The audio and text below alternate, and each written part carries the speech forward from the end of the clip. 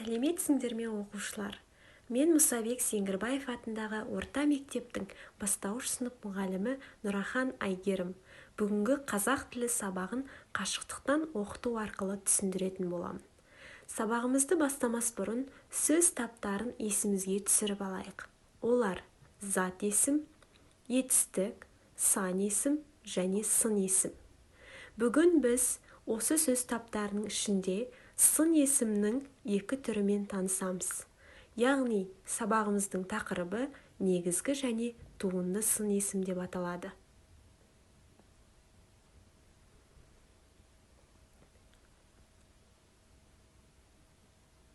Сабағымыздың мақсаты сөйлемнен сөз таптарын табу, негізгі және туынды сын есімдерді анықтау. Сабағымызды тереңірек түсіну үшін мына бейнероликке мұқият зер салып қарауларыңызды сұраймын.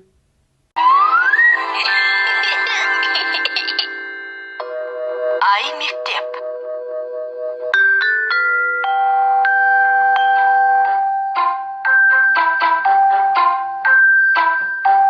Мынау не? Бұл Томнан келген сыйлық. Оның ішінде не бар? Том саған тосын сый жасапты. Не екенін өзің тап. Мен саған көмектесейін. Ол кішкентай.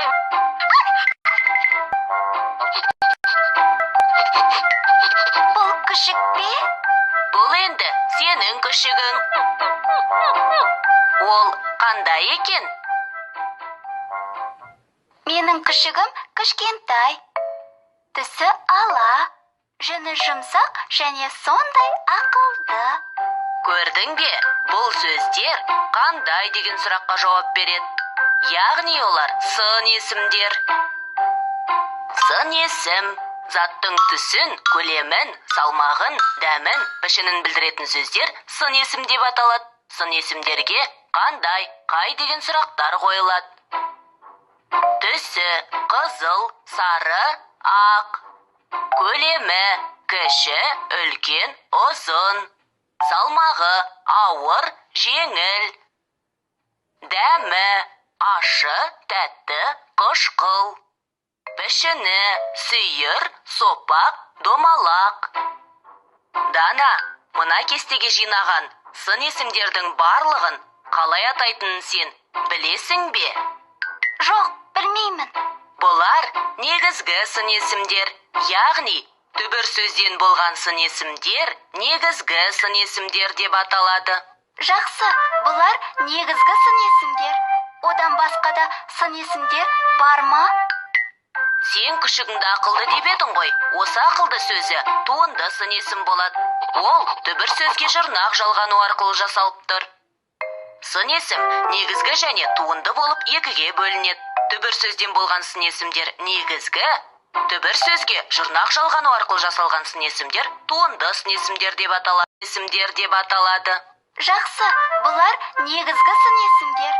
Одан басқа да сын есімдер бар ма? Сен күшігіңді ақылды деп едің ғой. Осы ақылды сөзі туынды сын есім болады. Ол түбір сөзге жұрнақ жалғану арқылы жасалып тұр. Сын есім негізгі және туынды болып екіге бөлінеді. Түбір сөзден болған сын есімдер негізгі, түбір сөзге жұрнақ жалғану арқылы жасалған сын есімдер туынды сын есімдер деп аталады. Сонда қандай жұрнақтар жалғауға болады? Сын есім жасау үшін зат есім мен етістікке жұрнақ жалғаймыз. Зат есімге л, д, т, с жұрнақтарын жалғаймыз. Мысалы, күлкілі, таулы, ақылды, көңілді, әдепті, білімді, тәртіпті. Мен де айтайын, білімсіз, көңілсіз, сусыз. Ал етістікке ғыш-гіш, қыш-кіш жұрнақтарын жалғаймыз. Сөйлегіш, білгіш, байқағыш, тапқыш. Солай ма? Дұрыс. Қандай жақсы, көп нәрсені үйреніп алдым. Бұл күшіктің аты бар ма? Қазір көрейін, мойнында алқасы бар екен. Аты Вики. Жей ғой, Вики. Ол тек ақылды, жұмсақ, сүйкімді болып қана қоймайды, сонымен қатар өте жылдам екен. Иә, Вики сөзі жылдам деген мағынаны білдіреді.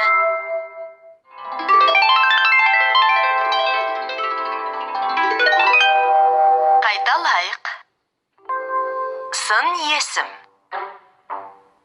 Заттың түсін, көлемін, салмағын, дәмін, пішінін білдіретін сөздер сын есім деп аталады. Сын есімдерге қандай, қай деген сұрақтар қойылады. Сын есімдер негізгі және туынды болып екіге бөлінеді. Негізгі сын есім. Түбір сөзден жасалған сын есімдер негізгі сын есімдер деп аталады.